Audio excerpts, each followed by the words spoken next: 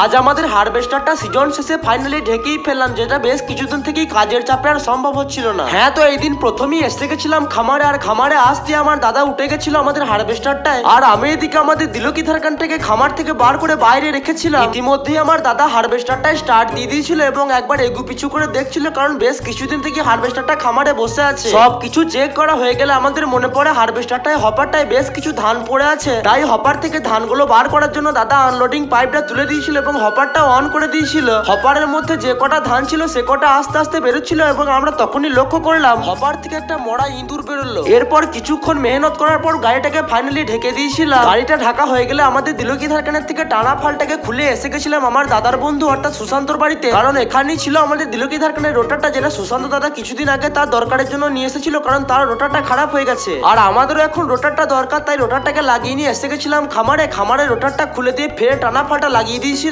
আর এই ব্লগটা যে সিজন লাগার আগের ব্লগ, সেটা তোমরা আশা করি এতক্ষণে আন্দাজ করতে পেরেছো। আসলে সত্যি কথা বলতে এই ব্লগটার ব্যাপারে আমার সেরকম কিছু মনেই ছিল না, তাই পোস্ট করতে পারিনি। তবে হ্যাঁ, তোমরা কারা কারা ভিডিওটা শুরুর সময় বুঝতে পেরেছিলে যে এটা সিজনের আগের ব্লগ, তারা অবশ্যই কমেন্টে জানিয়ে যাবে। দিলকি ধারকানের টানা ফালটা লাগিয়ে এবং শ্রীরামের পতাকাটাও লাগিয়ে শেষমেশ আজকের মিনি ব্লগটা এখানেই শেষ করলাম। আসছি আগামীকালকে আবার একটা নতুন মিনি ব্লগ নিয়ে। ততক্ষণের জন্য এই ছোট্ট ভাইয়ের আইডিটিকে ফলো অথবা চ্যানেলটিকে সাবস্ক্রাইব করে পাশে থাকবে এরকমই টক ঝাল দেওয়া মিনি ব্লগ আরো দেখার জন্য। তো দেখা হচ্ছে আগামীকালকে, ততক্ষণের জন্য বাই বাই।